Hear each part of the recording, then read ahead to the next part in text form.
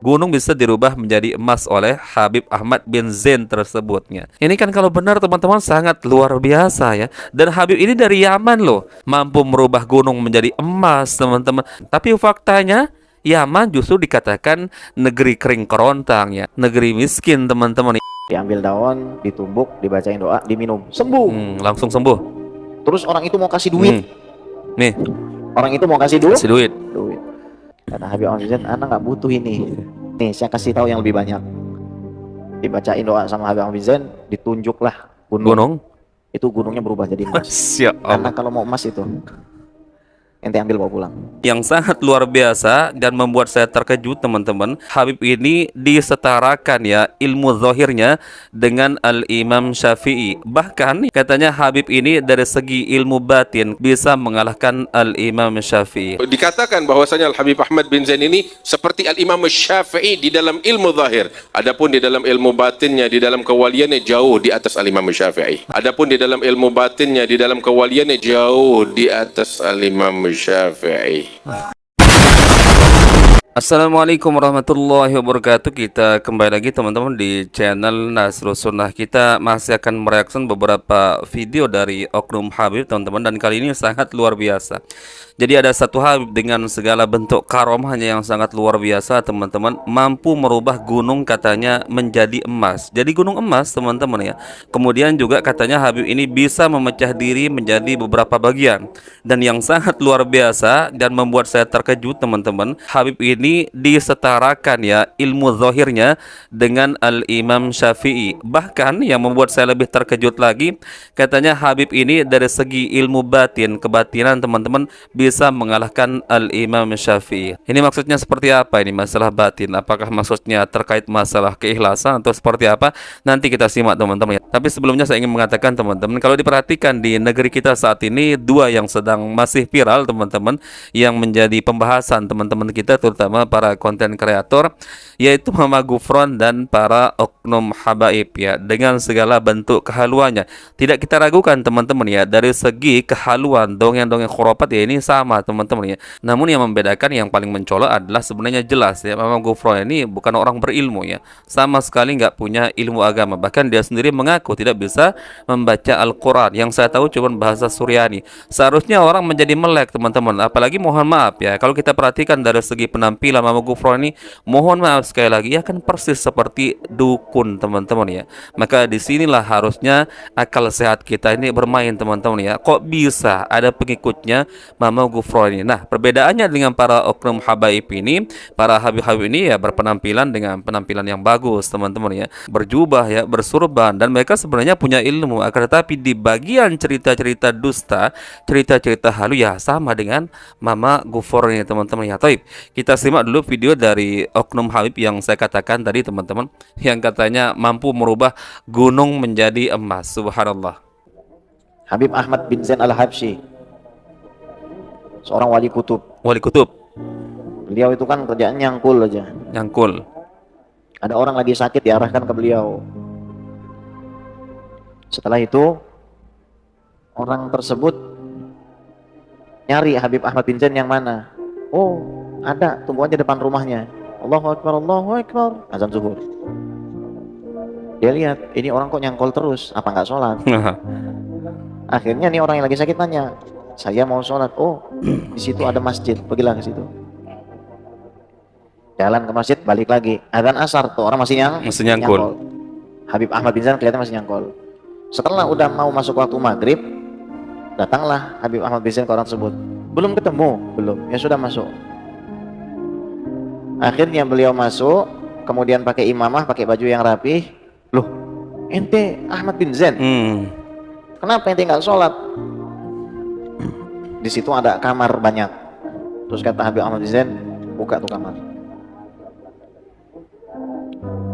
Ketika kamar yang satu dibuka, ada Habib Ahmad bin Zain lagi sholat. Kamar kedua dibuka, ada Habib Ahmad bin Zain lagi sholat lagi. Dibuka yang ketiga, lagi begitulah. Oh, ternyata tukang cangkul itu adalah Habib Ahmad bin Zain Al-Habsyi, yang mana orang tersebut teman-teman ketika pulang dari sholat zuhur, pulang dari sholat asar, pulang dari sholat maghrib ya, sholat berjamaah tentunya di masjid, merasa heran kok orang ini nggak sholat. Ternyata ketika orang tersebut merubah penampilannya menggunakan gamis, menggunakan surban mungkin teman-teman, ketahuan ternyata beliau adalah Habib Ahmad bin Zain Al-Habsyi. Kemudian orang tersebut bertanya, kenapa kamu nggak sholatnya?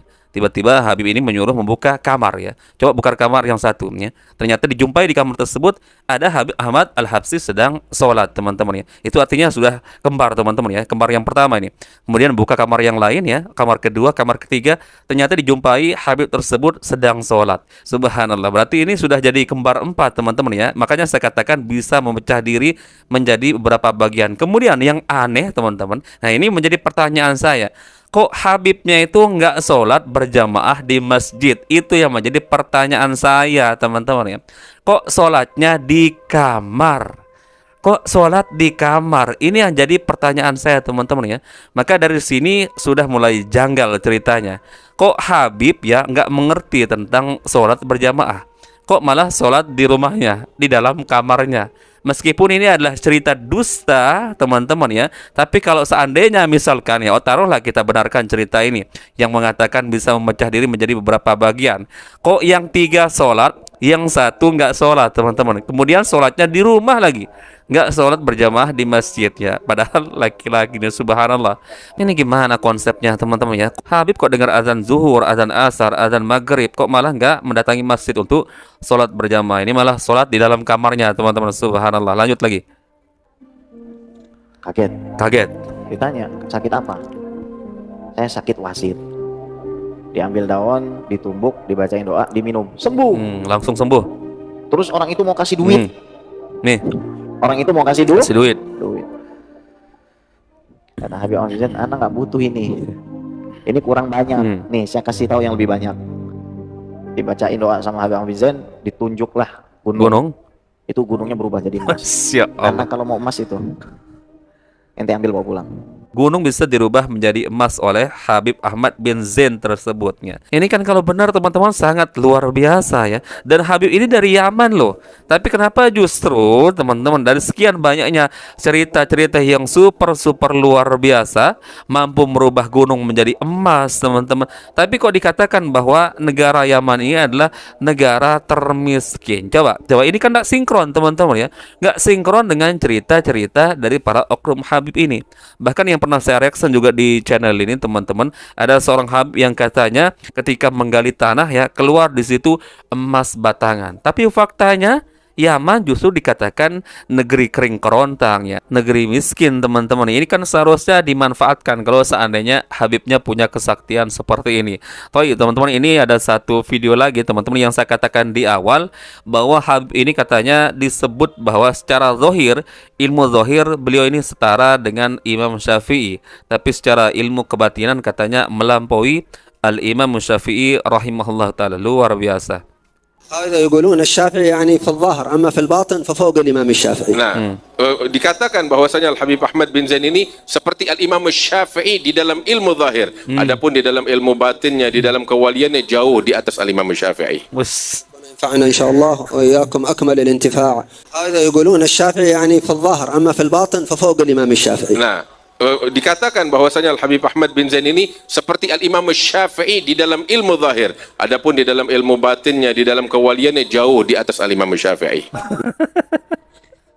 Subhanallah teman-teman. Jadi seperti itu ya Habib Ahmad bin Zain Al-Habsyi ini. Selain beliau ini punya karamah bisa merubah gunung menjadi emas teman-teman, tapi ternyata secara keilmuan, ilmu zahirnya disetarakan dengan Al-Imam Syafi'i rahimahullahu ta'ala. Imam mazhab loh ini, yang katanya orang Indonesia mayoritas katanya bermazhab Syafi'i. Katanya, ini katanya teman-teman ya.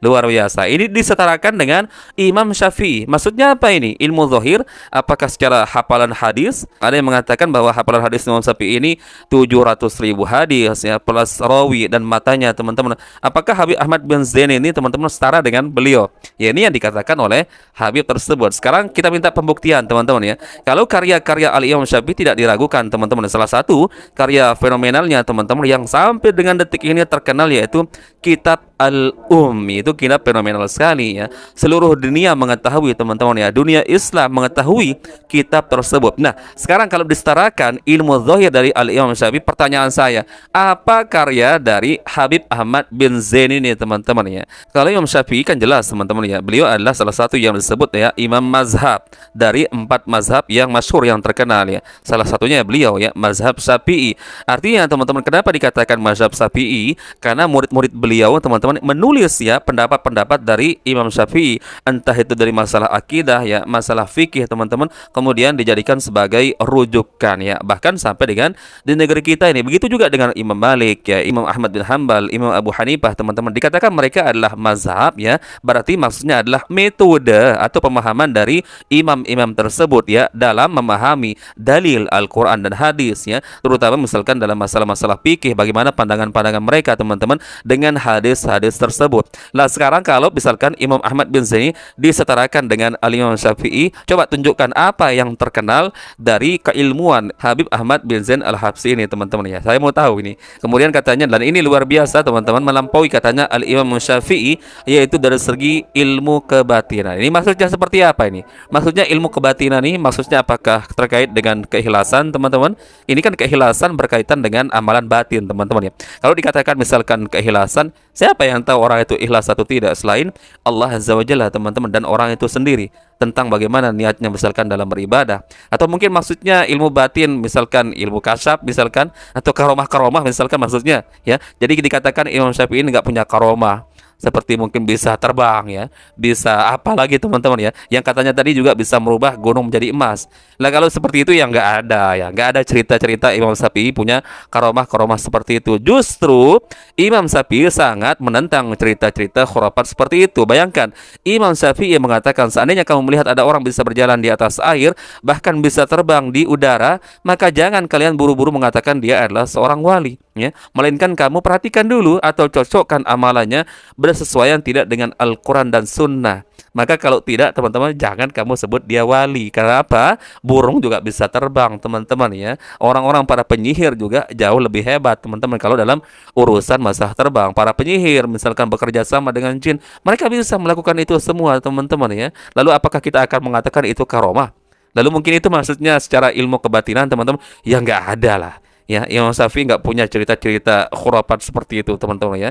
Jadi itulah teman-teman ya, mungkin pembahasan kita di video kali ini sangat-sangat luar biasa. Habib ini selain punya karomah, kesaktian bisa merubah gunung menjadi emas teman-teman, tapi katanya juga keilmuan dari Imam Syafi'i disetarakan dengan Habib tersebut ya, yaitu dari segi ilmu zahir. Tapi kalau dari segi ilmu batin katanya lewat Imam Syafi'i ya. Imam Syafi'i lewat. Subhanallah. Baik teman-teman ya, mungkin itu bisa kita sharing-sharing di video kali ini. Semoga bermanfaat teman-teman. Insyaallah kita bertemu lagi di video berikutnya. Barakallahu fikum. Assalamualaikum warahmatullahi wabarakatuh.